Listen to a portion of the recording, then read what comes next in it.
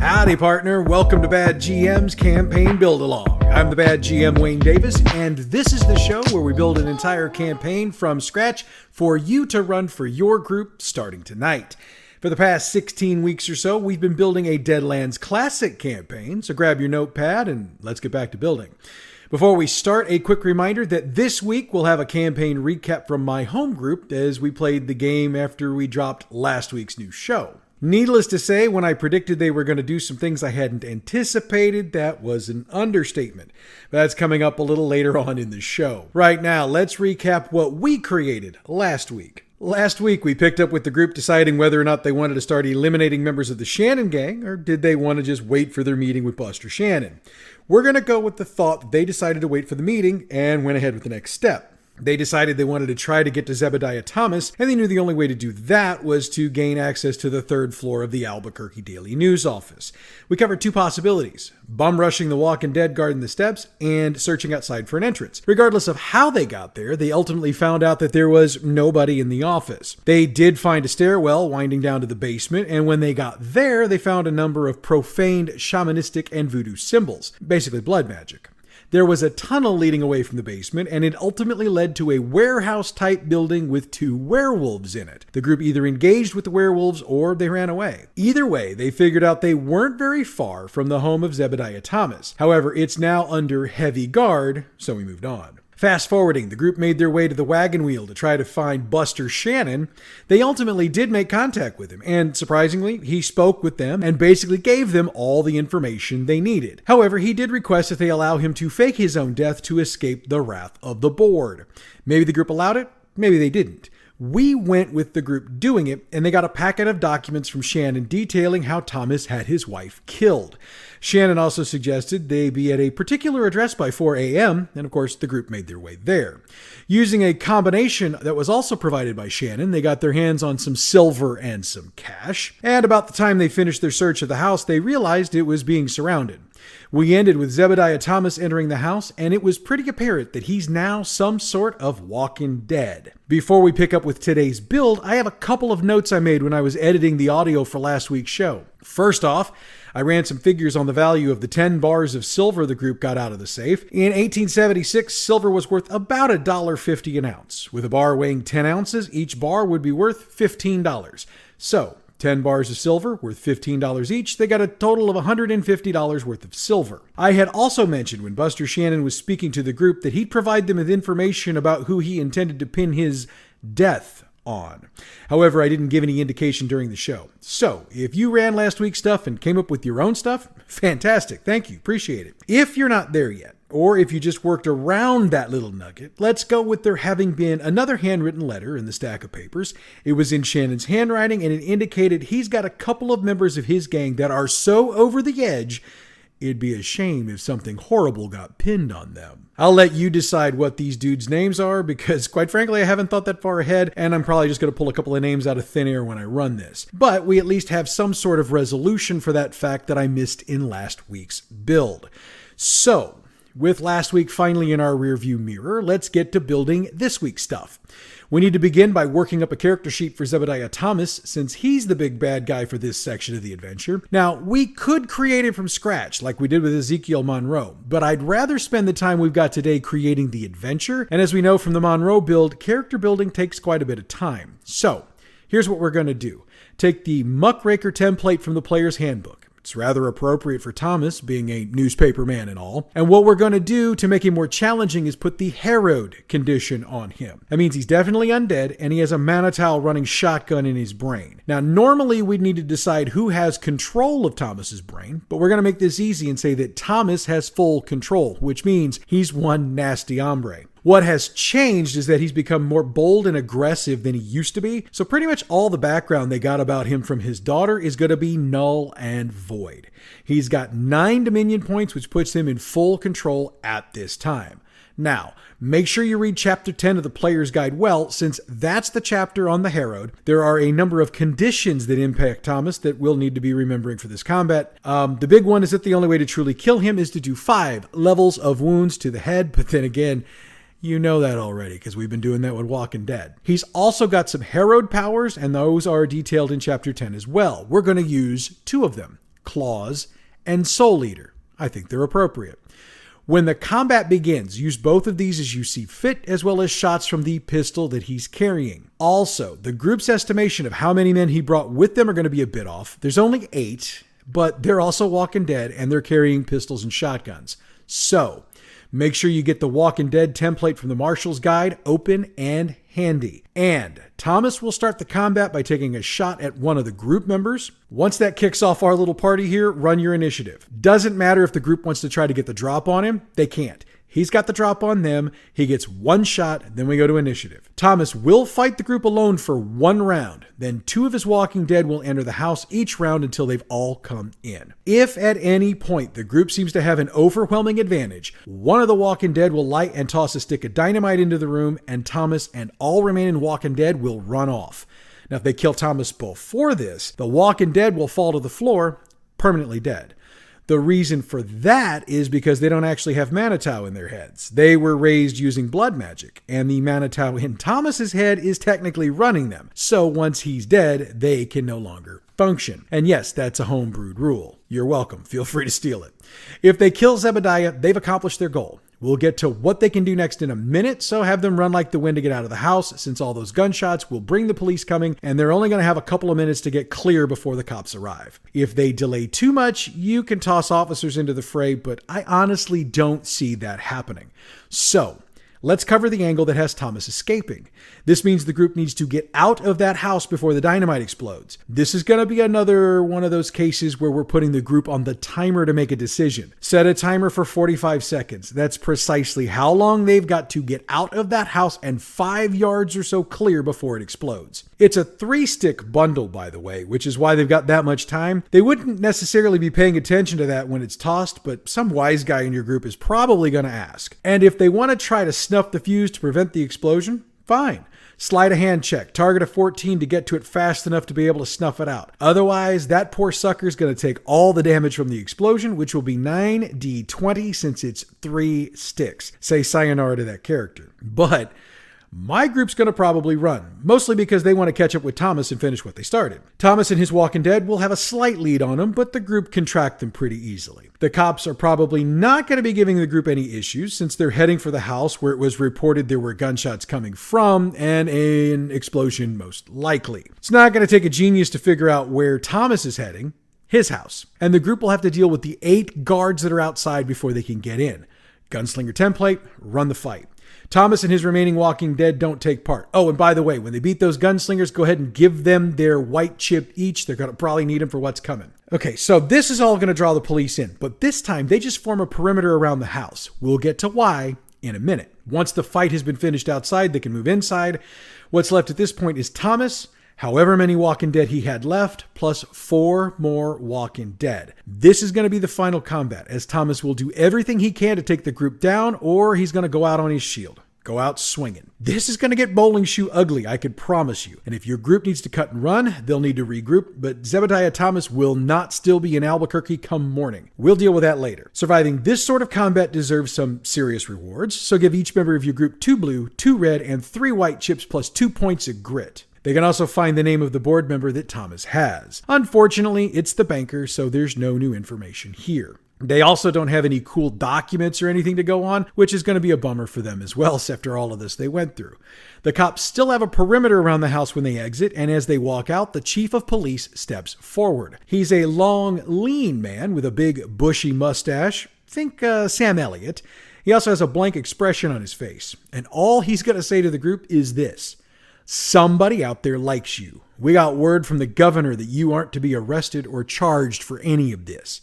But he didn't say we couldn't run you out of town. So at sunrise tomorrow, you leave Albuquerque and never come back. He's not going to be open to negotiation, and if anybody in the group tries, he'll have them arrested for disturbing the peace and held overnight. In the morning, they'll be escorted to the hotel and watched while they pack, and then escorted to the city limits. Once they get back to their hotel, there will be a telegram on somebody's bed. You decide who. Boys, got word from a young lady in Dodge City you might need a guardian angel.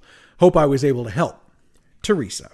So they can speculate on exactly what Teresa did for them, but for our purposes, we know she got to the governor and somehow convinced him to do what he did. If they killed Zebediah in Buster Shannon's house, they'll be able to run and get back to their hotel without being stopped by police. At this point, Thomas's house will continue to be guarded, so they won't get access to it if they go look. If they go to the hotel first, there will be a telegram on one of their beds, but this one's a little different. Boys, so long as you get out of Albuquerque at first light, you shouldn't have any legal entanglements in the city. Sorry, but that's all the time I could buy for you. Don't worry about what Zebediah knows. You already know everything he could tell you. Teresa. With that, they should realize they're clean and need to get out of town. If you've got any other results, such as some group members dying or something we hadn't considered, use what we've built out here and fill in the blanks with what makes sense to you. Or hey, send me an email or tweet. I'll take the time to work it out with you if you'd like. I don't sleep all that much, so I'm probably available. All right, let's fast forward to morning. They know they need to go, so no hot breakfast. They're basically, I think, just going to have jerky in the saddle or something along those lines. 9.5 days back to Dodge City, and they can catch a train from there back to Denver. Now, before we go on, what do we do if Zebediah Thomas is not still in Albuquerque in the morning? Not much, really. It's just going to change what happens next. So let's move on. Once they get back to Denver, they'll get word to Mr. Norwood to meet. This time he's going to meet with them at their hotel within an hour of them leaving their note. He looks concerned and he is sweating profusely as the group gives their report. Now, he pays them the extra $5,000 that they've got for taking care of the Shannon gang. If they got Thomas as well, they'll get the $3,000 for that. Otherwise, no $3,000, and he doesn't seem to be overly concerned about that at the moment. Seems like he's got something to say that he can't seem to figure out how to say. The group's going to have to work a bit to get the information out of him, but it boils down to this. The banker is missing. Norwood went to check in with him this morning and saw the guards were dead. The house was a wreck and the banker was missing. He reports he saw blood in the house, but nobody, himself or the extra men he brought in, could find a body. Now, he's going to be spitting out theories and ideas like 100 miles a minute, but it's going to all be nonsense, which is going to give you a chance to kind of just act like a maniac for a minute or so if you'd like. In the midst of this hysteria, a messenger arrives and hands him a note. He opens it, reads it, and with a look of dread on his face, hands it over to the group. It's a telegram, and it is straight to the point. O'Toole's hitmen. I have your boss. Willing to make a trade. Nuttall and Mann's number 10, Deadwood. Don't make me wait. Baker. Norwood is in a complete panic at this point, and one of the things he's mentioning is a concern that the other two members of the board that you haven't already hit might have figured out what O'Toole has going on. Once he finally gets himself calmed a bit, the cool demeanor he usually shows will come back, and he offers $25,000 for the safe return of his boss by any means necessary. He'll pay $15,000 up front, with the other $10,000 coming when O'Toole is safely back in Denver. He's got nothing on the Baker, but that's not going to matter to the group since they know where he is already and they know who he is. There's no need to background a fellow who's called you out, right? Norwood will cover the train tickets for the group, and they'll be taking the Wasatch line from Denver to Chicago, where they'll switch to the Iron Dragon line and head into Dakota. Eventually, they'll hit the switch that'll take them into Deadwood. All of this train travel, when you add in the layover and transfer time in Chicago, will take 5 days. The Baker has a half a day head start, but you and I know a little something the group doesn't. He didn't travel by train. He's got himself a mad science gadget that flies, so he didn't have to go the way the group is going to have to go. That means that by the time they get to Deadwood, the Baker's been back in town with O'Toole for a couple of days. And we are going to end with the group arriving by train in Deadwood. Deadwood is covered in the Marshal's Guide, by the way, so if you want to get a jump on me, check that out. I'd also say the HBO series Deadwood would be some prime viewing if you want to get a feel for how this part of the game might play out. But we're going to stop the build portion of the show right here. Next week, we'll pick up after they get off the train in Deadwood, and we'll see what kind of trouble they can get themselves into this time. It's now time to do the campaign recap for my home game, and I can assure you my group took me to the limits last week. But before we get into that, we need to recap what happened the last time we all got together. Last session began with the group ordering their gizmos from the Smith & Robards catalog. They waited 6 days to get it, then headed for Ezekiel Monroe's plantation to scope it out. After realizing how much stuff they'd have to deal with during the day, they decided to come back at night and check again. Realizing a night attack would be the way to go, they put Aniston and Tyler in the hayloft of a barn with the other three, getting themselves as close to the main house as they could. After setting loose a bull along with the rest of the barnyard animals, the group had the chance to kill Monroe, which they did with headshots. They also had taken the opportunity to let loose a whole light of dynamite and set the main house on fire. Scott, Gabe, and Max got into the house, got the information they were looking for, and used the escape tunnel to get out. Aniston and Tyler got away in the confusion, and they all eventually met back together in Little Rock and got themselves out of town. They got back to Denver, collected their money, and got their next assignment: take out Zebediah Thomas, a.k.a. the Butcher. They took the train to Dodge City, as the Santa Fe Trail begins there and will take them to Albuquerque, but they stopped there to speak to Thomas's daughter, who provided them with a lot of information about her father.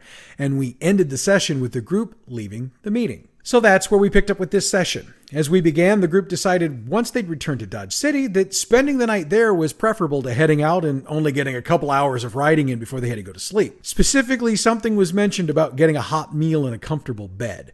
That being done, the group headed out onto the Santa Fe Trail at daybreak, and as we planned out in the campaign build for this part, the first 4 days roughly went without issue. So on the night of night 4, it was Aniston, Max, and Tyler on guard when the Walking Dead issue came up. I'd had all 3 make their scrutinized checks, and Tyler was the only one who made his. I pulled him aside and pointed out that he saw something moving about 25 yards or so out from the camp, but with the moonlight not being all that good, he wasn't quite sure what it was. Tyler decided that a good defense is a strong offense, so he returned to the fire, grabbed a stick and some fabric, and fashioned himself a torch, which he then flung in the direction of the movement. It not only lit a few tufts of dry grass on fire, but also illuminated the 4 Walking Dead. And with that, the battle began. Tyler and Max took a bit of damage during the fight, and Max did manage to drop one. However, it was Aniston who got the overall kills, using a double dynamite stick, which is 2 sticks wrapped together with fuse, to not only blow a hole in the ground, but to make hamburger meat out of the 3 remaining Walking Dead. The entire combat didn't even last an entire round, and Scott and Gabe were awakened by the boom of the dynamite and probably had falling undead bits landing on them. And yes, they actually came up with that visual. As I had anticipated when we wrote this up originally, it did have him a bit paranoid after that, and there was a bit of discussion about who would be on which watch on what days, which came into play on night 8. Scott reminded me that the groupings stayed the same and that they rotated every night as to which grouping was first or second, so the 3-person group would be on second watch again on night 8. I think he was hoping second shift was the one that was getting the second batch of Walking Dead. And yeah, it's probably a bit of metagaming on his part, but since he's known me for about 35 years, I'm going to let that slide. And it didn't really matter anyway. I'd already decided that whatever shift Scott and Gabe were on, that was the one the next batch of Walking Dead were coming out on. And since it was the 2 of them, I decided to take pity on them and change the encounter to just 4 Walking Dead instead of the veteran Walking Dead and the 5 regular ones we wrote in. I'm getting soft in my old age, I guess. Scott and Gabe managed to do better than the other group had, dropping all 4 without being hit. Gabe dropped 1, and then Scott used Aniston's dynamite trick and finished off the rest.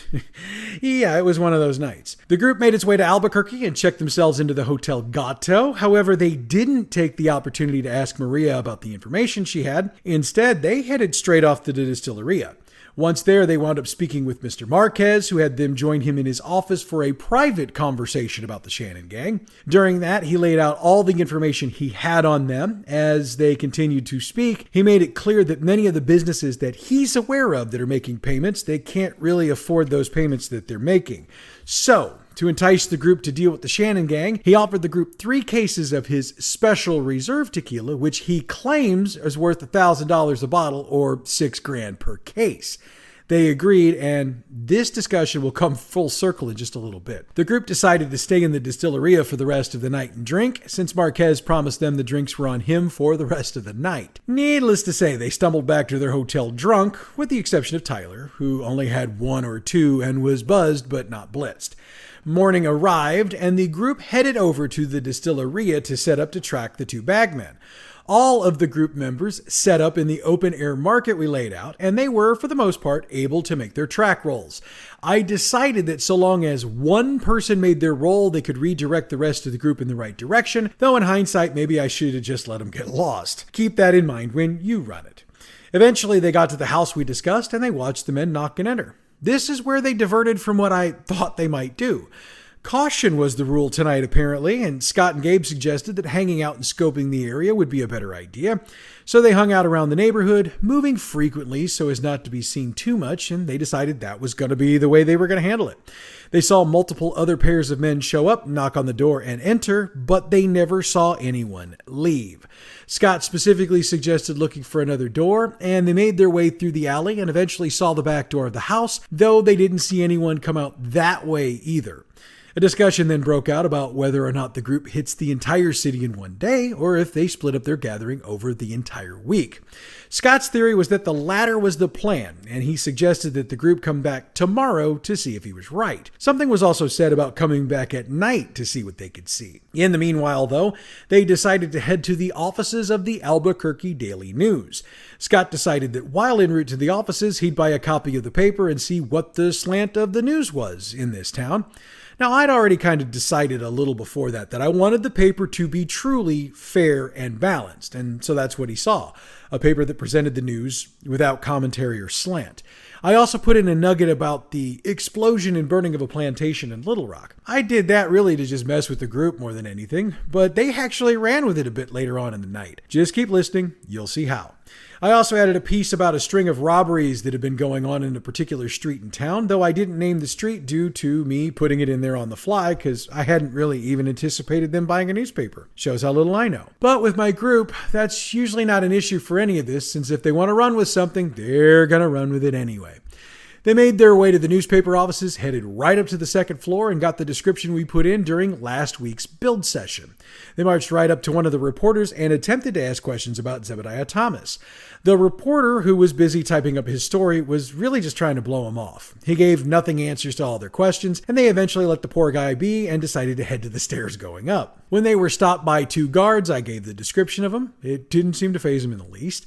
They asked about going upstairs, and they were denied. They asked about getting permission to meet with Thomas, and the guard took their names and said that if Thomas agreed, they'd get a note at their hotel, which the group also provided the name for. However, they also pretty matter-of-factly were told that permission's probably not going to be given. The group left without incident and decided to scope out the office building from the outside and see what they could see. At this point, a throwaway comment I'd made when they were speaking to the reporter came up. They'd asked about the crime they'd seen reported in the paper, and the reporter told them that Toby has the crime beat, so the group decided to seek out Toby. That's when I mentioned the small restaurant directly across the street from the office, and to entice them to go inside, I mentioned that they saw some reporters they'd seen in the office heading into the restaurant. My group, being the types of guys they are, walked into the restaurant and called for Toby. A man sitting at a table near one of the walls looked up and responded. It was obvious he was working hard. He was transcribing notes of his from a small pad to a larger one so he could type it up. He also mentioned that he was in a bit of a rush since he had 90 minutes to make his deadline. They asked about Zebediah Thomas, and Toby said he'd actually never met the man. When pressed, he noted he was hired by Thomas's daughter before she left to go to California or wherever it is she went. He also noted that pretty much everybody else there was also hired by the daughter. Scott specifically inquired about whether or not Toby was bothered by the fact he'd never met his boss, and Toby responded by stating that he gets paid, he gets left alone, and so therefore he doesn't really get bothered. They did ask about the Shannon gang, and Toby gave them the information about the wagon wheel and Buster Shannon that the group would have gotten from inside the house if they'd gone in. They finally left Toby to finish his story, but Toby did say that if a group were to, say, do something about Shannon, he'd make sure to keep names out of the story and maybe make sure the story that ran wasn't exactly the truth. He also followed up on that nugget I put in there about the blow-up of the plantation in Little Rock. He said that apparently the governor of Arkansas is offering a reward to find the people responsible for that incident, though up to this point he's having no luck. All right, after this meeting, the group decided to head back to the hotel where they finally spoke with Maria. She gave out the information she had to give, and while the group shared a knowing look and Gabe really wanted to tell her what he believed had happened to old dear Jacob, Scott stopped him by letting her know that they'd tell her if they found anything out. Once that had taken place, the group returned to their rooms, then met in one of them to strategize a little bit. Scott came up with the idea to hit up a couple of the other businesses being targeted by the Shannon gang to see if they could maybe get some additional goodies or freebies for taking care of Shannon. His argument was that if Marquez was willing to give them what he was giving them, well, maybe they could get a little something out of a few others. Now, I have to admit, that took me by surprise. I kind of expect that thinking from Jim when he plays, but not Scott. Anyway, Gabe and the rest of the group tried to talk him out of it, but he wasn't having it. Gabe decided he was not going to be a part of this, and he refused to go with Scott to meet with Marquez. So Aniston instead got stuck with the gig. The two went back to the distilleria, and they met with Marquez. As soon as Scott laid out his plan, Marquez stared at him like basically he'd just stolen his wife. He was insulted and threatened to pull his own offer off the table if the group was going to be that greedy. Understanding when he's lost, Scott gave up on the plan. Aniston apologized for Scott's behavior and they left the distilleria, though it has been noted Scott has been banned from the building for the duration. And that's where we wrap the session for the night. Next week, we're going to go back to a build program only, so who knows exactly how far we're going to get. Now, before I get into my usual wrap up for the program, I do just want to kind of throw a personal note out here. Aniston, who is one of our players, a guy that I mentioned frequently during the show, he was involved in a little automobile accident before the recording of this show. He's going to be fine in the long run. He got a little banged up. His car got jacked up, but he's going to be fine. But I know he listens to the show. And look, I mean, I've known him since the day he was born. So I just want to say, hey, kiddo, I'm thinking about you. I know our listeners are thinking about you. Get better. And I certainly expect to see your butt at the next game if I got to come haul you to it myself. He knows I'm kidding. But yeah, just well wishes and thoughts to Aniston as he recovers from this. All right, to our usual wrap up. I'd like to take a moment to encourage you to check out our other podcast, Role Playing History. That's the show where we break down games, systems, creators, and other subjects within the tabletop role-playing industry, and we give you a thorough historical breakdown. We've even covered dice on that show, so you know I'm willing to do a deep dive. Role Playing History is available wherever you get your podcasts or from our website at badgmproductions.net. All Deadlands Classic materials referenced during this podcast are the trademarked and copyrighted materials of Pinnacle Entertainment Group and are used here for entertainment purposes only. If you're interested in purchasing any of their fine game products, check out their website at peginc.com. The music we use on this show comes from Pixabay.com. Check them out for license-free, royalty-free music you can use for your next project. Bad GM's Campaign Build-Along is a production of Bad GM Productions. Check us out on Facebook at facebook.com/gaming/badgmprod, Twitter at badgmp, YouTube Bad GM Productions. You can email us at badgmproductions@gmail.com, and you can catch us online. The website is badgmproductions.net. Next week, we build up our group's showdown with the baker. Can they save their financial benefactor? We shall see. But that's next week, partner. Until then, I'm the Bad GM Wayne Davis, and I'll see you